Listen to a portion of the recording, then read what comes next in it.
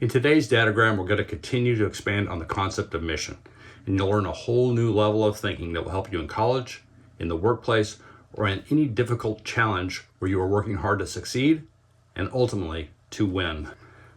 I'm Jason M. Garrett, a retired Navy commander and pilot. Now I'm an investor and an entrepreneur. I'm also a dad who in 2021 sent his oldest daughter more than 1,000 miles away to college. In order to stay in touch with her and keep teaching her those things that I thought she needed to know, I created my very first Dadogram, and I've been doing it ever since.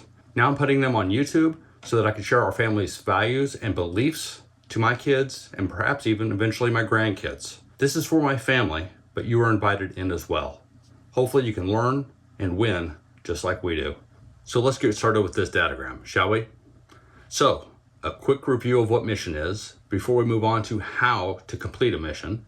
I'm just going to touch on this very quickly before we get into some really new and interesting stuff. Okay, so a quick reminder, a mission is the task plus a purpose where the task has specific standards that you're working to accomplish. Remember that? And we always join the task and the purpose with the 3 words, in order to. A mission in college might look like this. Complete my bachelor's degree in finance within 4 years at a GPA over 3.5 in order to get a job at JP Morgan Chase. Just throwing that one out there as a possible mission for somebody. But you can see how the mission is built and how it is constructed.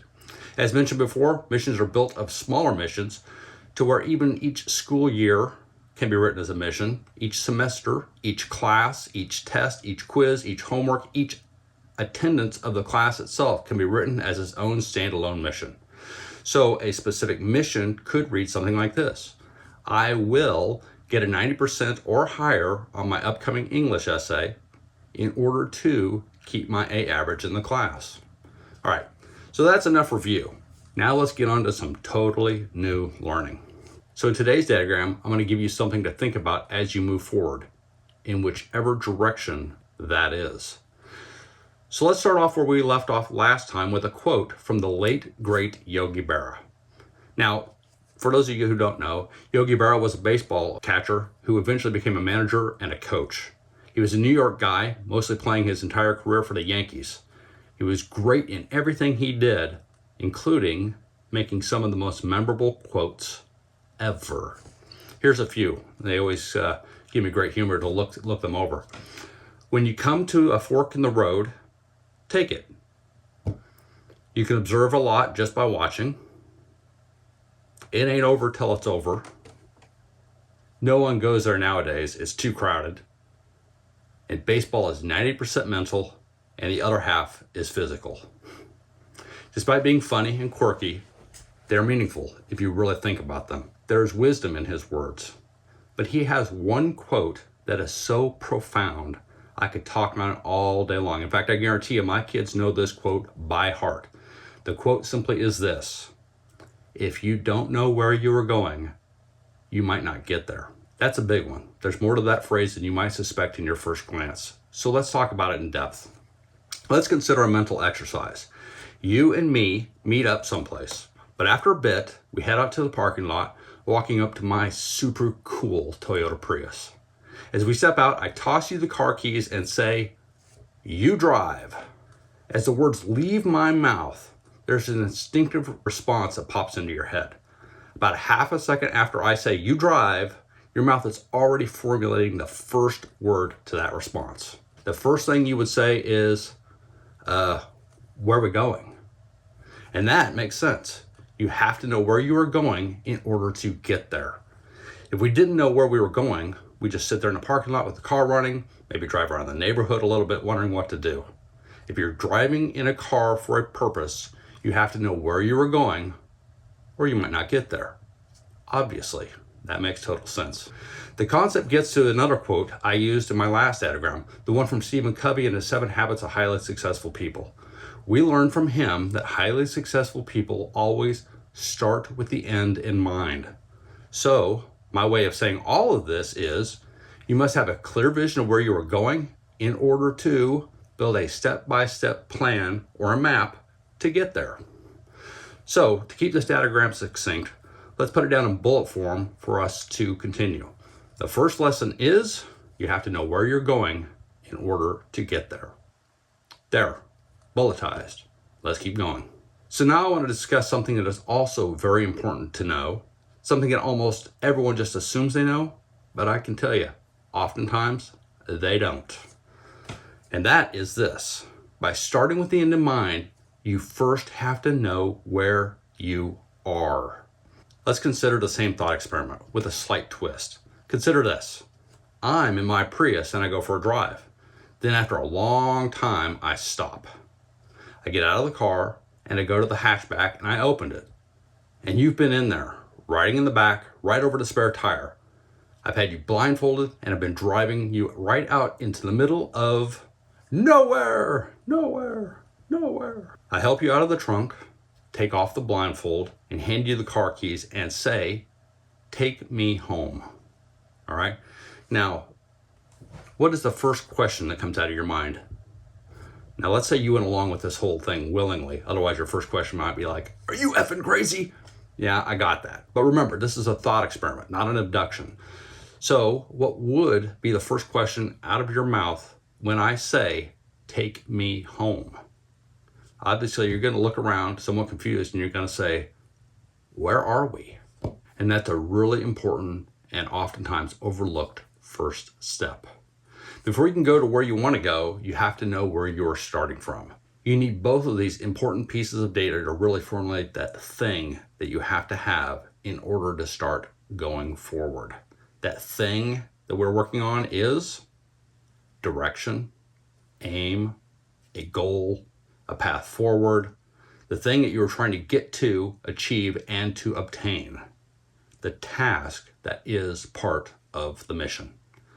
From the two, where you are and where you're going, you get the one, your path or your course. Not everyone gets this. I saw a great example of this in a movie once. The movie was called Stargate, a really fun science fiction movie from 1994. And oh, by the way, while I was in college, I actually went to the movie theater to see that movie. And I never really forgot this particular scene.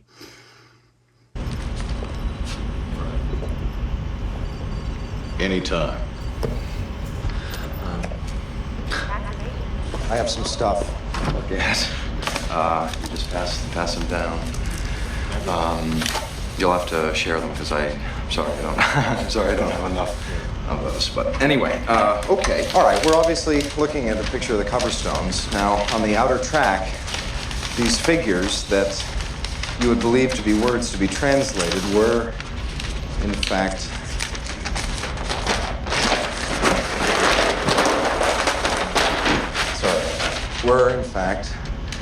star constellations. Now, these constellations were placed in a unique order, forming a map or an address of sorts. 7 points to outline a course to a position, and to find a destination within any three-dimensional space, you need 6 points to determine the exact location. You said you needed 7 points. Well, no, 6 for the destination. But to chart a course, you need a point of origin. Except there's only 6 symbols in the cartouche. Well, the 7th actually isn't inside the cartouche. It's just below it here, designated by a little pyramid with 2 funny, neat little guys and funny little line coming out of the top. Did you get that? In order to chart a course, you need to know where you are and where you are going. And that's what we're talking about here. The process that is required to go from where you are to where you want to be. So let's put that down as the second bullet point on our summary. And here it is. To chart a course, you must know where you are and where you are going. Okay. Whew. Now, we're not done yet, so don't tune out yet. All right, there's still lots more to this, so let's keep going. To figure out where you are and then figure out where you're going is simple, or rather simplistic. In fact, you can write it out in a plan. You can have a step-by-step linear progression to achieve the intermediate goals, and that will ultimately get you to the big prize. Remember, that's a mission and all the submissions, the little stepping stones you need to move over in order to complete the larger mission. Over time, working the process, you will complete your task, achieve the mission, and succeed. Awesome. Except, that isn't really how it works. Like one of our big World War II generals, General Dwight D. Eisenhower, famously said, "Plans are worthless, but planning is indispensable." Why? Because of what Helmut von Moltke, the big World War I German general, once said, "No plan survives first contact with the enemy." So what do these quotes from old dead generals mean? Getting from where you are to where you are going is often much harder than what you have planned. Life gets in the way. Obstacles get stacked up in front of you. Stumbling blocks cause you to have to change course or direction in the pursuit of your overarching mission. An example from my daughter from back in high school that probably a lot of you can relate to was when she would go to school every day. She would drive, and she had a specific route that she would drive every single day. She knew it like the back of her hand. But on occasion, her mother would call and say, "Hey, there has been a wreck at a specific intersection and traffic is backed up." Now, all of a sudden, my daughter needs to find an alternate route to get to school, but that's a longer route than she was originally taking. And now she's going to end up getting to school late. So now she's going to have to drive even faster. So she's constantly having to adapt and flex to this new route she's having to drive in order to still get to school, meeting those same standards of being on time with her homework and stuff dragged in so that she can start class.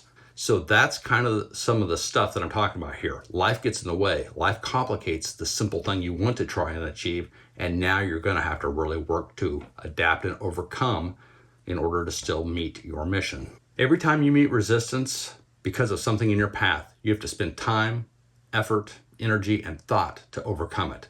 Depending on how you succeed or fail at that, and then try to continue on to your destination, your starting point has changed enough that you will have to reconsider all over again where you are and whether or not you can still get where you were going, or possibly if there's now an even better destination to go to. Sound confusing? Well, here's an example. Maybe this will make sense. Where you are and where you are starting from is always changing. Consider how differently you are now from where you are when you graduated high school. Back then, you had a vision of what school you were headed to. You knew what major you were going to major in. You knew the type of PhD you were going to get, then ultimately the job that you were going to have. Now, a semester or two into school, you've had a healthy dose of reality. You've experienced what you like and what you don't like. You're already adapting your future destinations based on what you are learning and the opportunities that are still open to you based on your current position or situation you're in. I'm betting a lot of you have already changed your major at least once, if not twice. For me, before settling in on astronomy, I tried chemical engineering, electrical engineering, and aerospace engineering. And I took one class in each of those and I realized, I don't like it.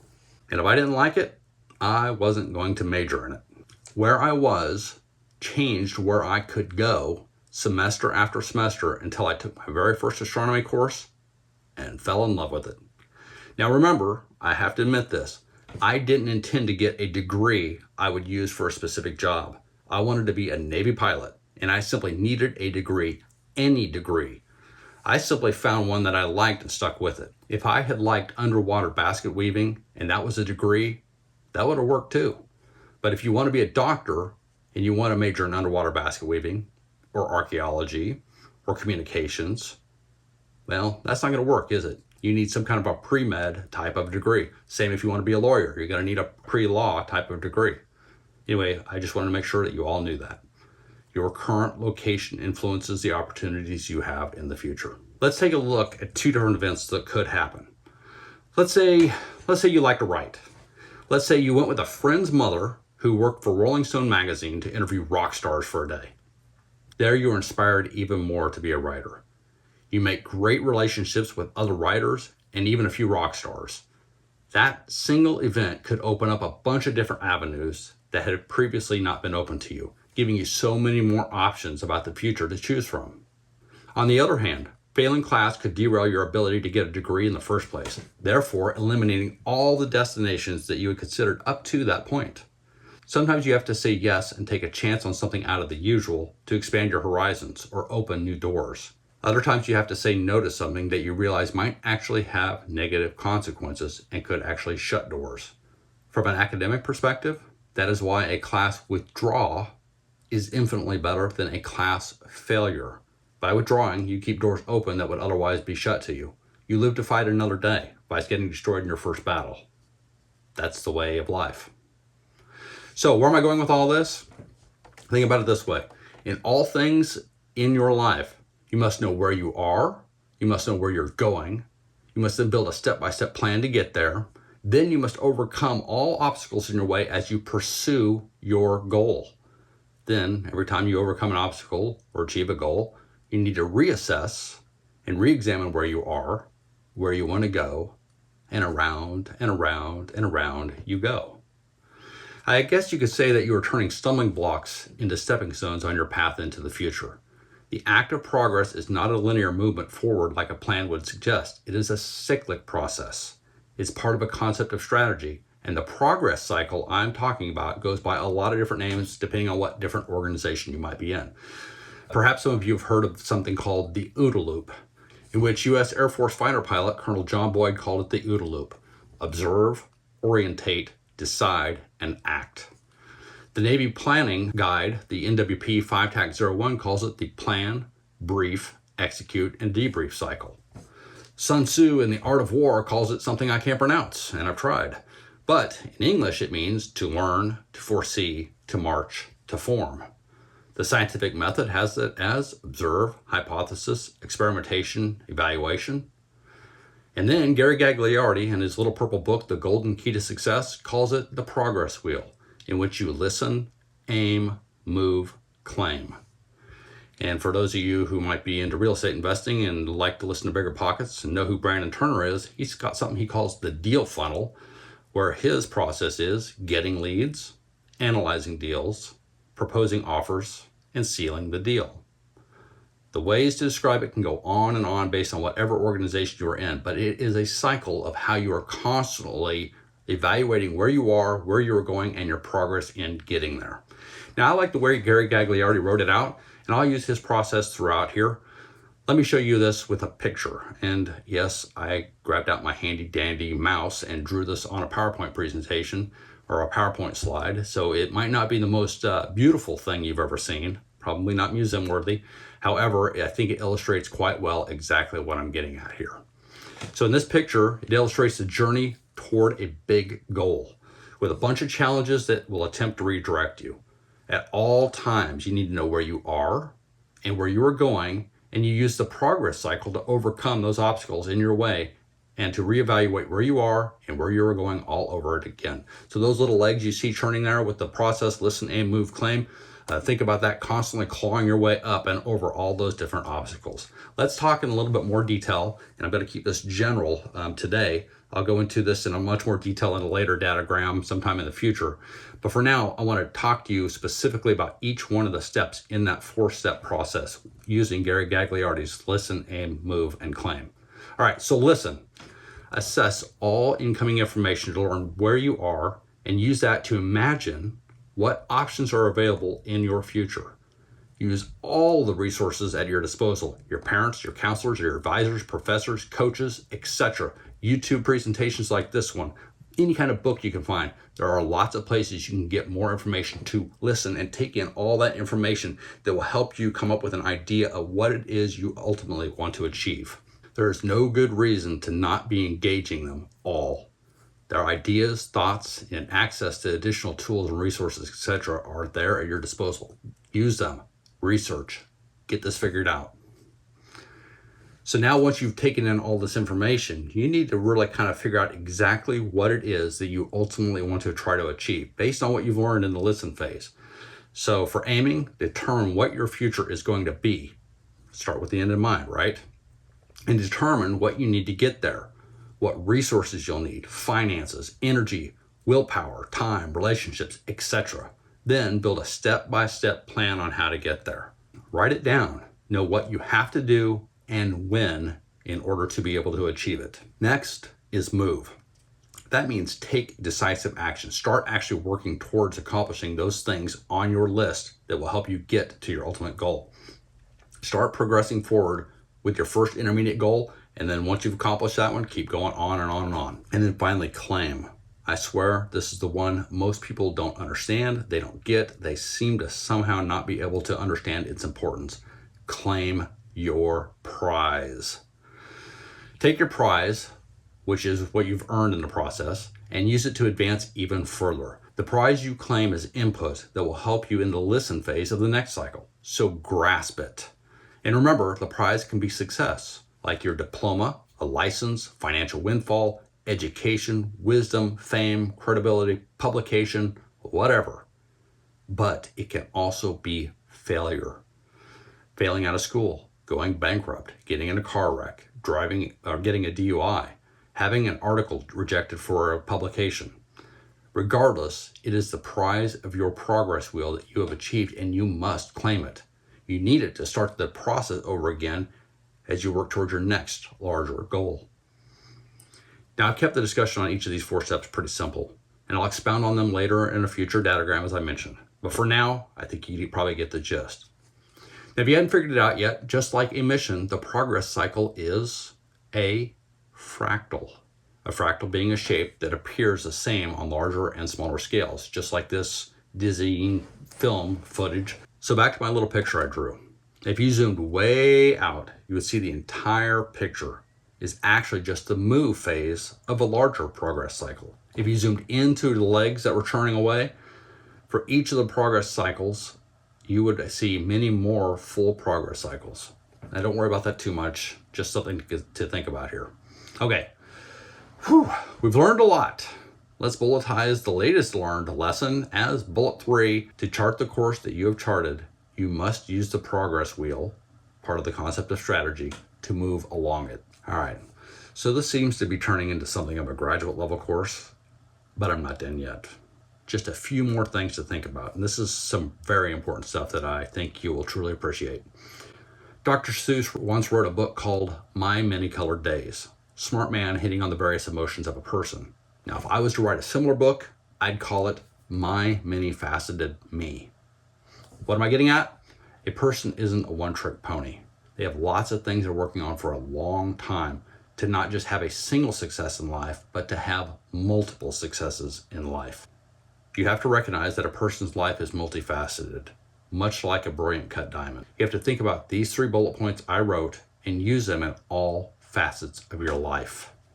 That's lots of progress cycles working simultaneously.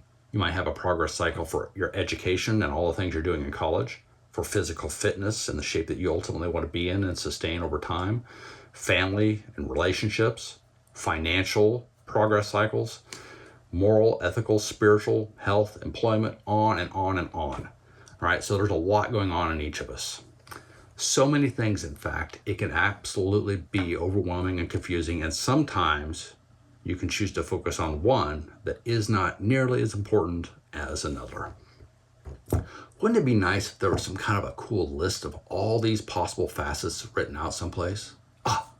And wouldn't it even be cooler if somehow they were categorized in lists of priorities?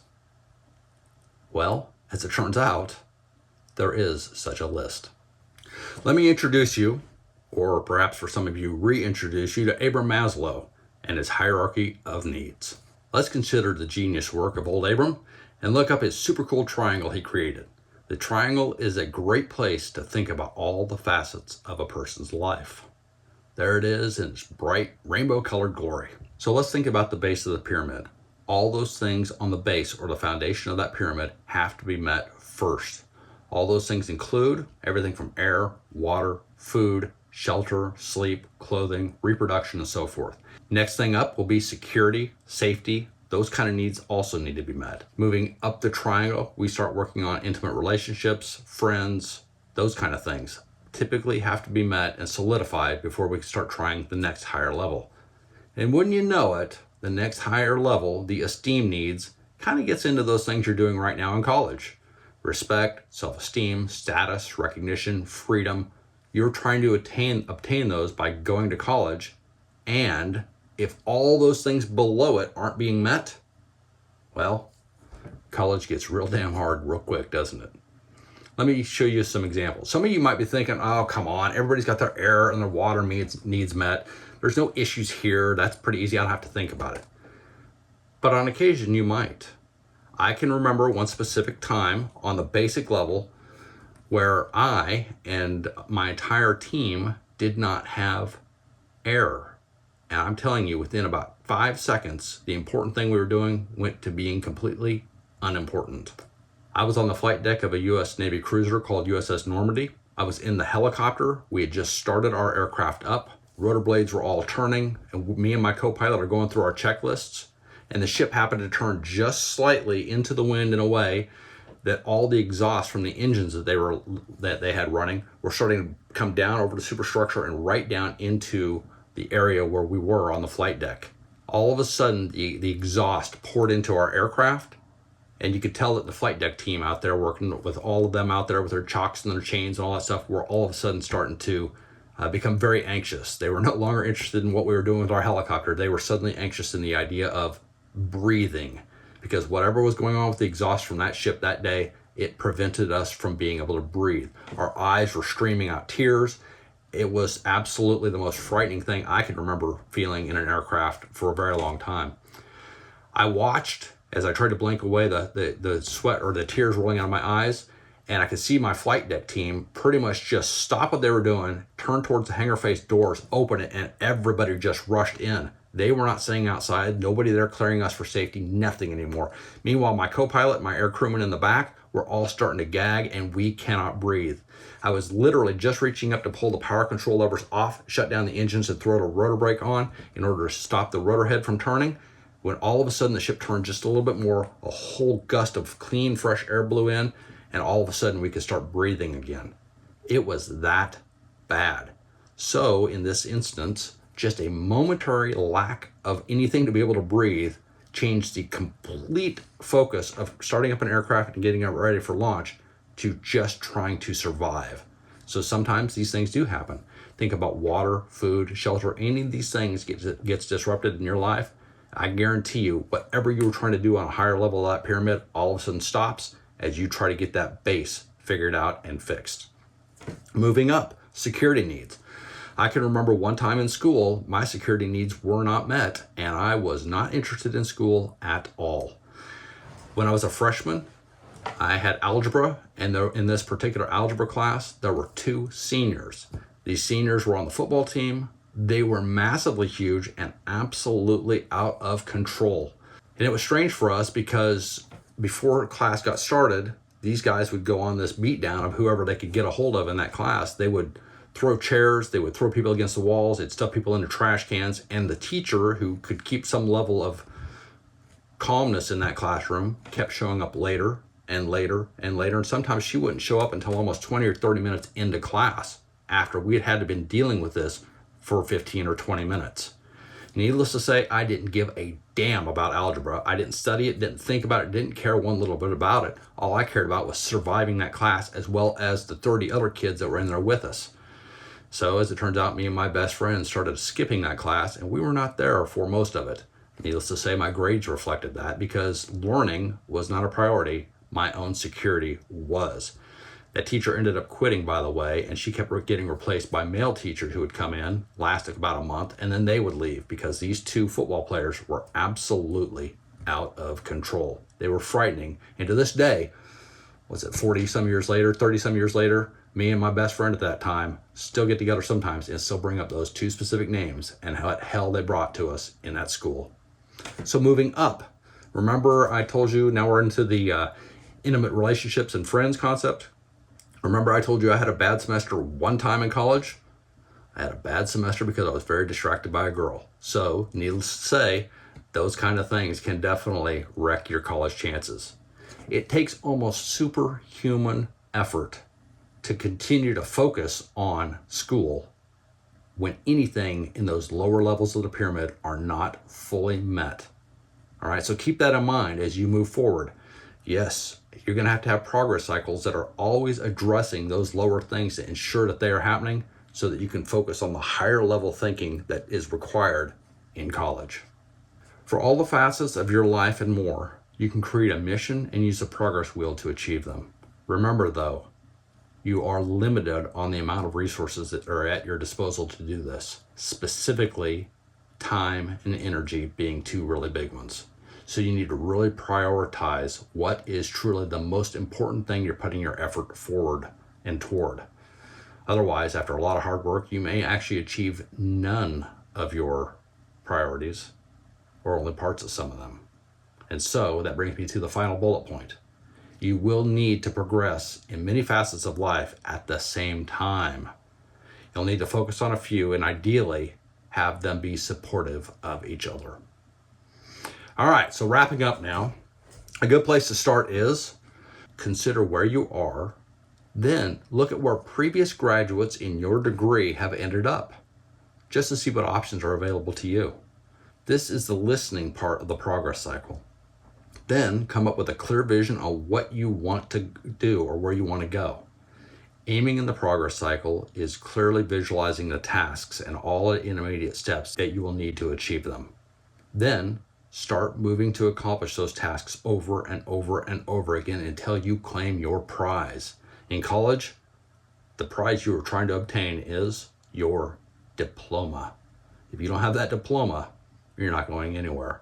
I've actually worked with a lot of folks as I was working my way through college at restaurants who often said, yeah, I did 3.5 years. I'm only a half a semester away from getting my degree, but I figure I know everything, so I'm good. I don't need that diploma.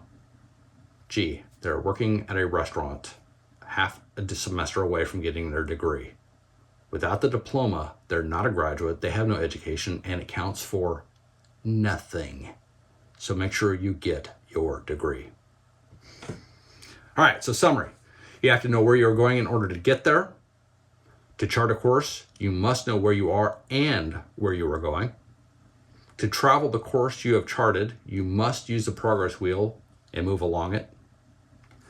You will need to progress in many facets of your life at all times. You'll need to focus on a few and ideally have them be supportive of each other. Okay, ladies and gentlemen, that kind of concludes the teaching aspect of this Dadogram. Now I want to hit you with a few of my famous quotes that might help you further understand what I'm talking about. Here's a quotable quote by the Property Guys. I can't remember which one of the two guys said it, but it was, I thought, very profound. He said, "The bend in the road isn't the end of the road unless you fail to make the turn." And then finally, I want to leave you with a story from the Golden Book of Strategy by Gary Gagliardi. I thought this was brilliant. And so I'll just go ahead and kind of tell it to you. A daughter complained to her father about having to deal with all the challenges in her life. Her father was a simple cook and didn't know how to answer her. Instead, he took her to the kitchen. He filled 3 pots with boiling water and set them to boil. In the first pot, he put in carrots. In the second, he put in eggs. In the third, he put coffee beans. Then he let them boil. When they were all done, he put the bowls down in front of her. "What do you see?" he asked her. "Carrots, eggs, and coffee," his daughter replied. "And how has the boiling water changed them?" he asked. The daughter thought a moment. "Well, the carrots were hard, but now they're soft," she observed. "But the eggs were the opposite. On the inside they were soft, and now they're hard." "And the coffee beans?" her father asked. "They didn't change at all," the daughter observed. "Instead, the beans changed the water, making it into coffee." "That's right. Those are your choices, my daughter," he said. "Time can make you soft, or it can make you hard, or you can use it to change your surroundings. The only question is, which do you want to be? A carrot, an egg, or a coffee bean?" All right, ladies and gentlemen, that concludes this fun-filled Dadogram. If you like what you're hearing, please subscribe to our channel, and as always, give a thumbs up.